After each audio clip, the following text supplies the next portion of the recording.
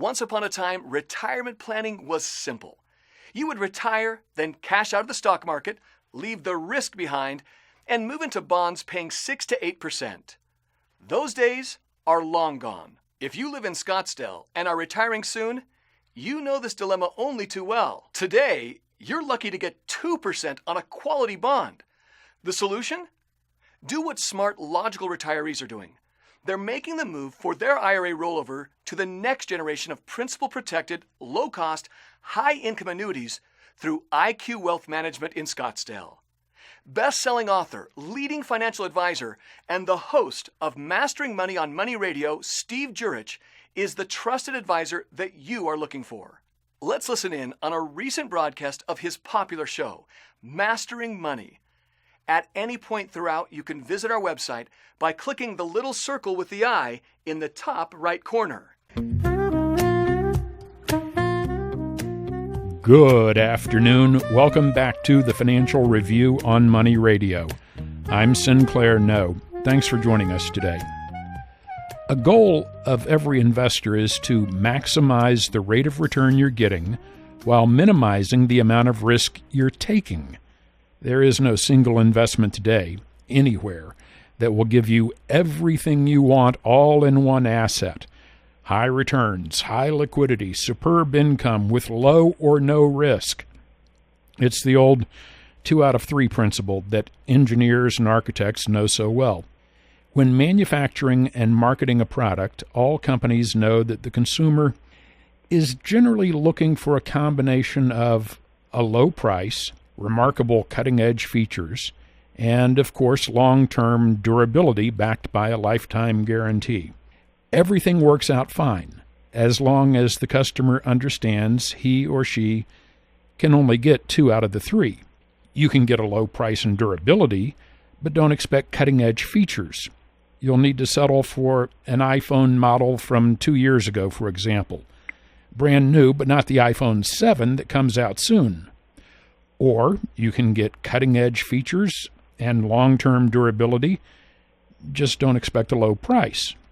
As consumers, when it comes to big-ticket important decisions, most of us have learned that long-term durability and good functionality ends up costing us the least in the long run.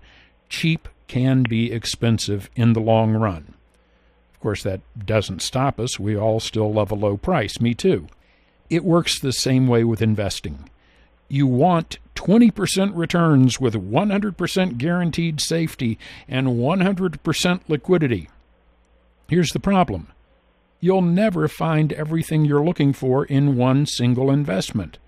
The challenge for today's affluent investor is to properly and wisely allocate your money into specific areas and types of investments where each investment has its own strength over the other, and when taken as a whole, your goals are being met. So, how do you do that? Best-selling author and certified income specialist Steve Jur-itch works closely with retiring engineers, teachers, managers, business owners, healthcare professionals, attorneys, and accountants to help build, grow, and protect their life savings. Steve has trademarked a retirement strategy known as the IQ Wealth Safer Buckets Retirement System, which separates and segregates capital by function and is designed to achieve more income with less risk using fewer dollars, thereby leaving more assets available for long-term equity growth.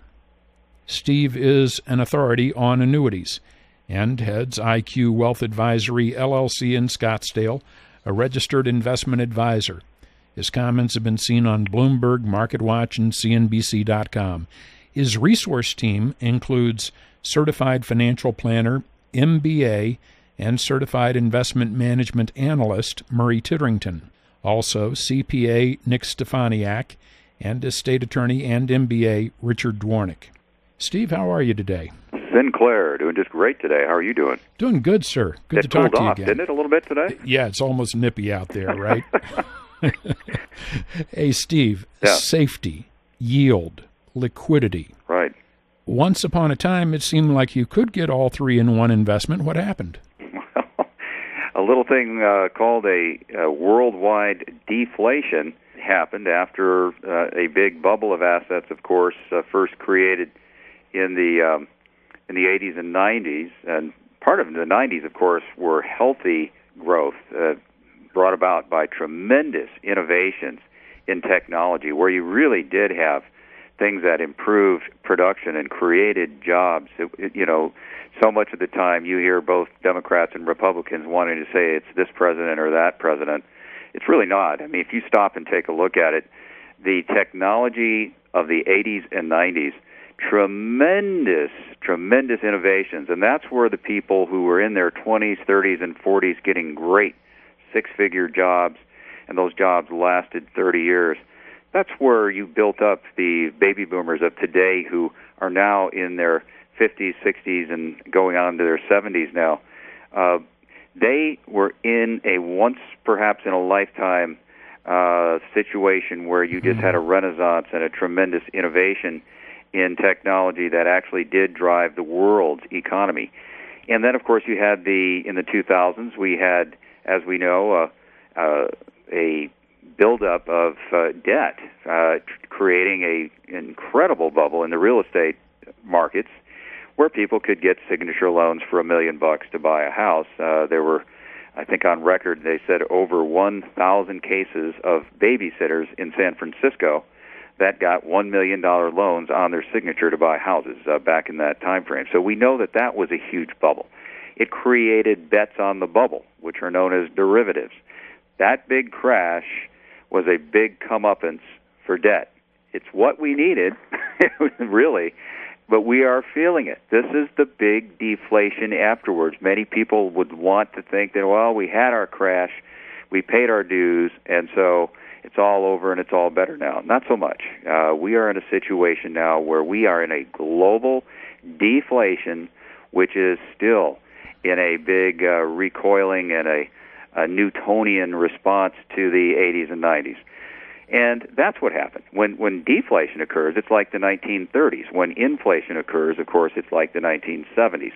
We're in that deflation, and we can see what's going on around the world. The stronger currencies right now, the United States, Germany, and the Swiss currencies, both Germany and Switzerland, of course, we know are in negative territory with interest rates. Why? Mm-hmm. Because people are throwing their money at those currencies, and if you come to a government saying, I want your bonds so bad, I'm willing to pay you to store my money, that's what will happen, and that's what is happening, and it's not good for Switzerland. We reported that on Mastering Money this week about Switzerland doesn't like having that strong a currency. Sounds like it's a great idea. But it makes it tough for Swiss exports. That's right. If you ask the CEO of Swatch Watch, he's going crazy. He says, this is ridiculous. Our products are so expensive compared to others worldwide.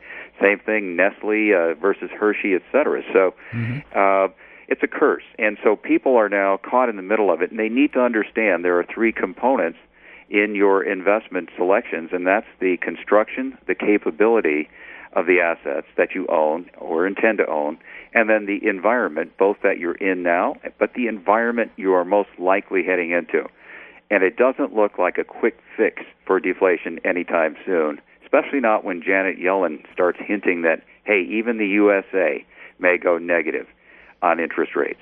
What that means is that saver that figured 15 years ago that, hey, one day I'm going to be out of all this stock market anxiety, I'm just going to sit on the porch, travel around the world, and collect my 6 or 7% from 10-year treasuries or my 5% from muni bonds. It just, of course, has not materialized.